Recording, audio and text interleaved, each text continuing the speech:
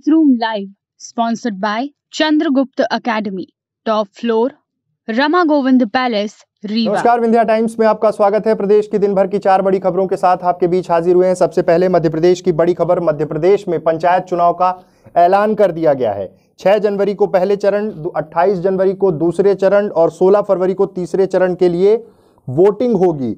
नामांकन 13 दिसंबर से शुरू हो जाएगा और 23,835 ग्राम पंचायतें, 904 जिला पंचायत, 6,035 जनपद पंचायत, इसको लेकर ये चुनाव हो रहे हैं। 2014-15 में चुनाव हुए थे, कार्यकाल 2020 में समाप्त हुआ। लगातार इंतजार था, कोरोना का दौर, उसके बाद लगातार चुनाव टलते रहे, कोर्ट में भी मसला है, लेकिन अब साफ हो गई हैं परिस्थितियां।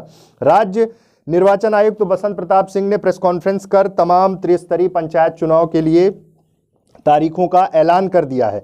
साफ हो गया है कि गांव की सरकार की कवायद अब फिर तेज हो जाएगी। तमाम वो लोग जो लंबे समय से 2020 के बाद से चुनाव का इंतजार कर रहे थे, कमलनाथ सरकार का फैसला बदला, पुरानी प्रक्रियाओं के तहत चुनाव, और अब ये साफ हो गया है कि मध्य प्रदेश में पंचायत चुनाव होने जा रहे हैं। कोरोना के केसेस को लेकर भी सवाल पूछा गया चुनाव आयुक्त से, तो उन्होंने कहा कि मध्य प्रदेश में केसेस कम है, इसलिए चुनाव कराया जा सकता है, इसलिए इन तिथियों का ऐलान कर दिया गया। यानी कि गांव की सरकार अब बनने जा रही है, तमाम तैयारियां करनी होगी।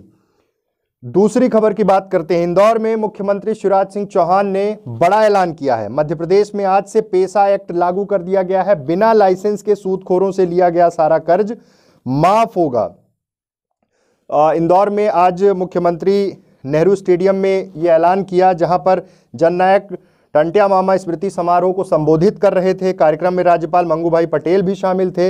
इंदौर में मंच पर आदिवासी गीत पर सीएम शिवराज खूब थिरके। साथ ही राज्यपाल ने क्रांति सूर्य जननायक टंट्या भील स्मारक स्थल पाताल पानी का वर्चुअल लोकार्पण किया। मुख्यमंत्री शिवराज सिंह चौहान ने प्रशासनिक संकुल का भी अनावरण किया और ये साफ तौर पर आरोप प्रत्यारोप का दौर कार्यक्रम में चलता रहा और सीधे तौर पर कांग्रेस पर आरोप लगाया। वीडी शर्मा भी थे, उन्होंने भी आरोप लगाया और बड़ी जो बात थी वो ये थी कि बिना लाइसेंस जो सूदखोर होंगे, सूदखोरी करेंगे, उन पर सख्त कार्रवाई की जाएगी। बिना लाइसेंस वालों को 15 अगस्त तक जो भी उधार दिए हैं वे माफ़ हो जाएंगे।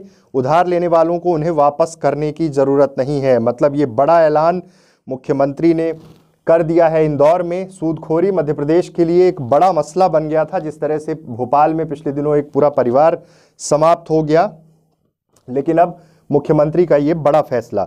दिग्विजय सिंह के गढ़ में केंद्रीय मंत्री ज्योतिरादित्य सिंधिया ने पहली बार सभा को संबोधित किया है आज। हालांकि अपने पूरे भाषण के दौरान सिंधिया ने एक बार भी दिग्विजय सिंह और जयवर्धन सिंह का नाम तक नहीं लिया। बिना दोनों का नाम लिए उन्होंने कांग्रेस पर निशाना साधा। उन्होंने जनता से राघवगढ़ में एक नया अध्याय शुरू करने का आह्वान किया। उन्होंने कहा कि कुछ लोग हैं जिनका काम हर अवसर में चुनौती ढूंढना है, जबकि भाजपा का काम चुनौतियों में अवसर ढूंढना है।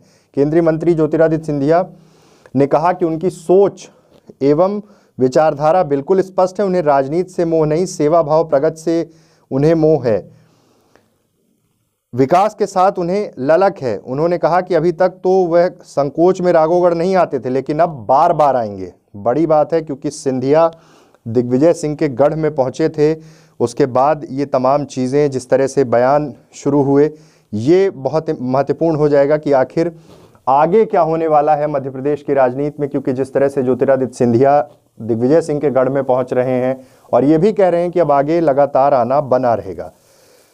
कोरोना को लेकर जहां देश भर में अलर्ट शुरू हो रहे हैं, वहीं मध्य प्रदेश में अब आईएएस सर्विस मीट स्थगित कर दी गई है। बड़ी खबर है, कोरोना के नए वेरिएंट के खतरे को देखते हुए ये स्थगित किया गया है। 17 से 19 दिसंबर को भोपाल में ये कार्यक्रम होना था। सीएम शिवराज ने कहा हम खतरे के मुहाने पर खड़े हैं, लेकिन कार्यक्रम, राजनीतिक कार्यक्रम चल रहे हैं।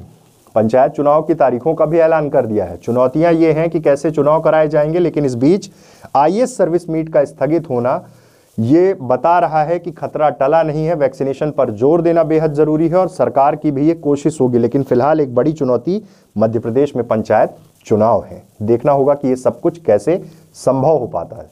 तो ये थी दिन भर की 4 बड़ी खबरें। ऐसी तमाम खबरों के लिए आप बने रहिए विंध्या टाइम्स के साथ। बहुत बहुत धन्यवाद। News room live, sponsored by Chandragupta academy, top floor, Rama Govind palace, Rewa.